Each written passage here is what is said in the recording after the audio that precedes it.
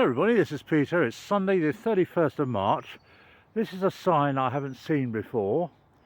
Maybe because it hasn't been here long, I just don't know. This describes the woodland of Chorley Common, which I am on. There are some people, as I said in the previous video, lots of people jogging, presumably getting in training for the London Marathon, but let's not be distracted by that. Let me quickly describe the woodland on Chorleywood Common.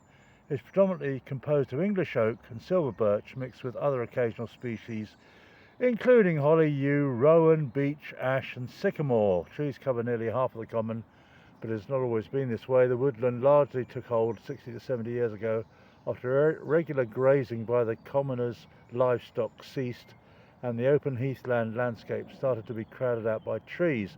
This is evidenced by the similar age of many of the trees and the abundance of silver birch, which is a colonizer species. Interesting.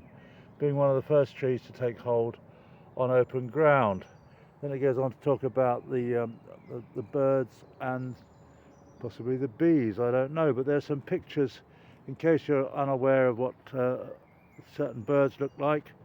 There is a wood mouse, there is a jay, there is a badger. That's interesting. So badgers have been reintroduced, have they? Is that right? I don't know. There's a robin, of course. Anybody can recognise a robin redbreast. And there's a great tit. I don't think there's a great crested grebe, though. Perhaps they're more water oriented. But you know that's my favourite, viewers. There's a European hornet there. Interesting. And a good old hedgehog. So, in other words, surrounded by trees, it used to be an open common, and the silver birch kind of started to proliferate because they are a colonizer species. What a weird thing to call it, but I know what they mean. And it's only been here 60 or 70 years, which is a not very long time, I suppose, in the scale of nature. Oh yes, I went out on a Sunday and I saw a bit of nature. Did you really? What did you see? Well, trees and that.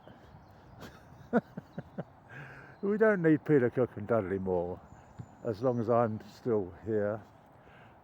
Anyway, so I'm traversing various random golf holes and there are signs saying watch out, golf balls or something. So I am careful, but you know, you'd have to be a pretty terrible golfer to hit a ball into this part of the wood. But who's to say that you aren't? I don't know. I just don't know. Anyway, this is Peter the Rock. A wooden sculpture. Wooden sculpture would be interesting. Not many people are made of wood. Now this is a fairly minor piece, but of course that's how it works with art, doesn't it? You know, you go into a gallery and you scratch your chin, you look at a small item. It might be a 5-inch square Picasso or something, and you say, oh yes, that's good.